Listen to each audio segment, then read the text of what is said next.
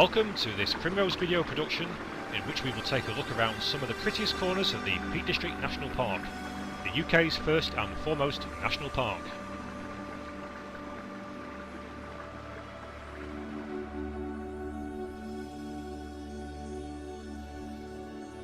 We start off our journey with a visit to the Panniers Pool Bridge at Three Shires Head, the latter so named because this is the point on the River Dane where the three counties of Derbyshire, Staffordshire and Cheshire all meet.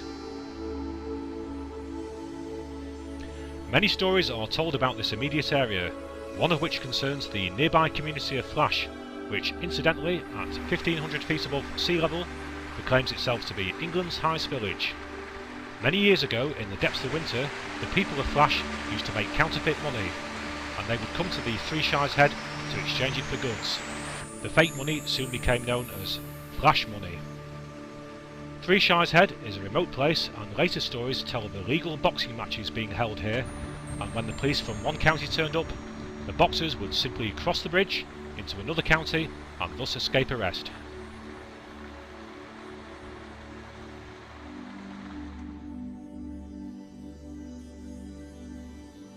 Only a few miles from Three Shires Head on the Staffordshire side can be found Rockhall Cottage, nestling at the foot of the Roaches. The Roaches is actually a place name, nothing to do with fish or insects, which comes from the French La Roche and simply means a rocky place.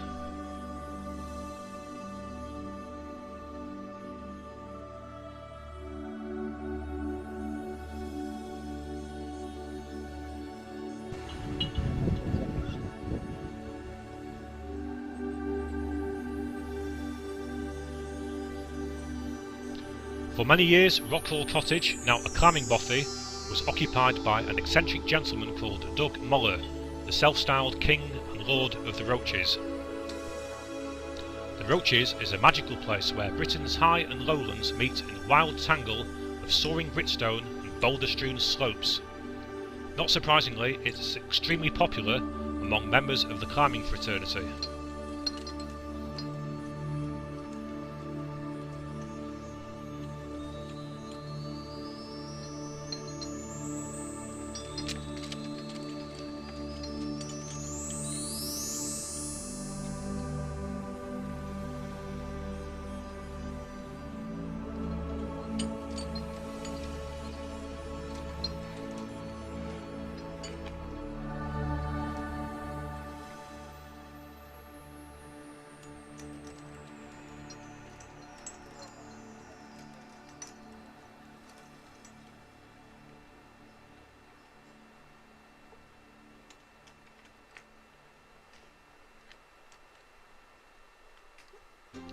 One of the more challenging rock climbing routes here is the Sloth, so named because of the need to hang upside down when negotiating the overhang.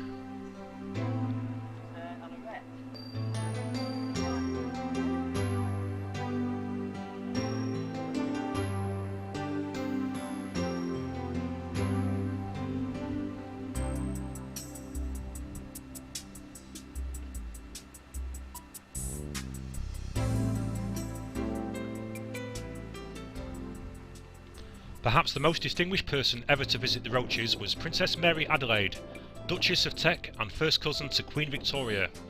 The Princess and her husband, Prince Francis, Duke of Teck, called here in August 1872 on the way to visit the Earl and Countess of Shrewsbury at Alton Towers, and a commemorative plaque records the event.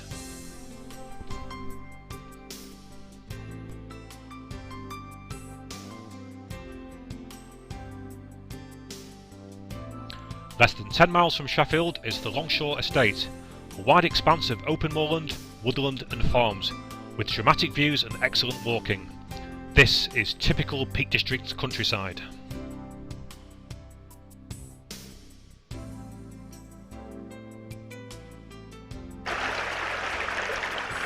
The Peak District National Park was the first of Britain's national parks. Formed in 1951, the pressure of visitors on the Peak District is enormous. Within easy reach of Manchester, Sheffield and Derby, it takes a tremendous hammering, with upwards of 22 million visitors a year, and most of them coming by car. Visit the Peak District on any summer Sunday and it's not hard to believe that this is one of the most visited national parks in the world. The Longshore Estate, however, remains one of those places where you can go where there is no concrete, no thundering traffic, no office blocks and no madding crowds.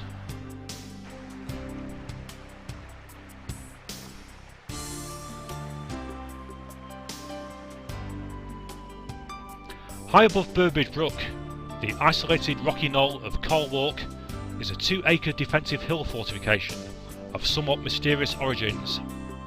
It had been thought to date back to the Iron Age, but more recent studies suggest a post-Roman Dark Ages dating perhaps 5th or 6th century. Nearby is Longshore Visitor Centre. The main building here is Longshore Lodge, built in 1827 as a shooting lodge for the Dukes of Rutland. Together with the rest of the Longshore estate, it was purchased from the Duke by public subscription and presented to the National Trust some 100 years later. The famous Longshore sheepdog trials take place here each September.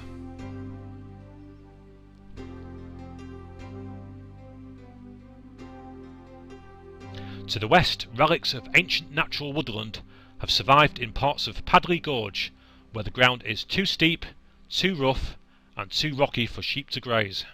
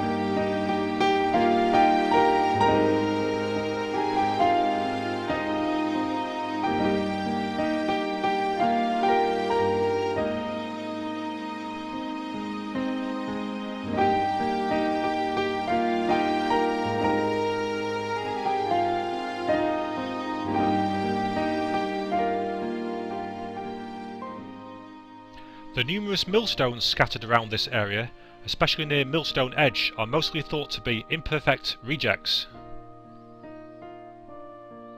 Millstones were used since early Norman times for the grinding of corn, and more recently as grindstones in the Sheffield cutlery and steel industries.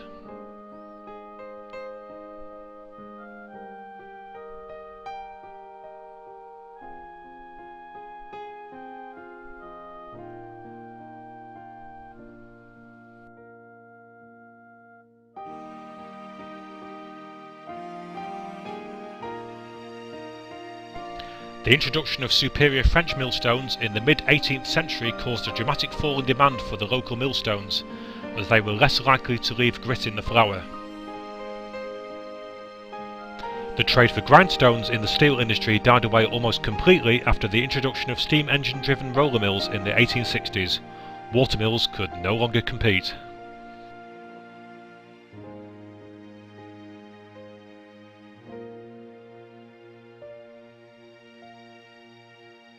The first sign of winter in the Peak District is usually the announcement that snow has blocked the Snake Pass between Glossop and Sheffield.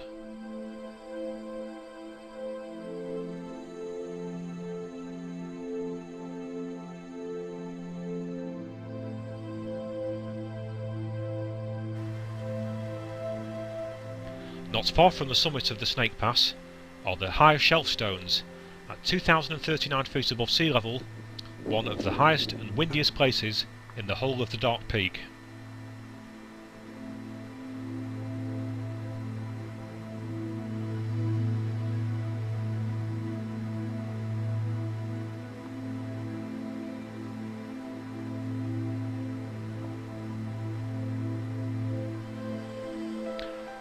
Very close to the graffiti-covered rocks near the Ordnance Survey trig point, a memorial plaque for a crashed Super Fortress aircraft can be seen.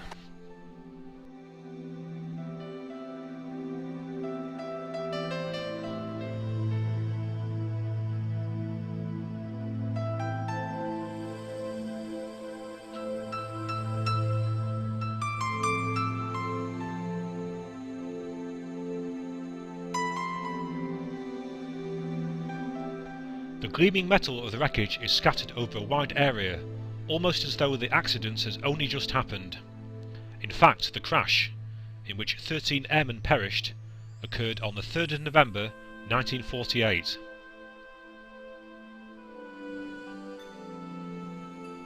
The Super Fortress RB-29A, one of the American Air Force's biggest wartime planes, was on a routine 25-minute flight from RAF Scampton in Lincolnshire to the US Air Force Base at Burton Wood near Warrington.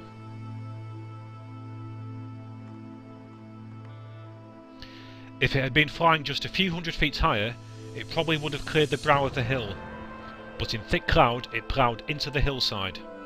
All the crew were killed.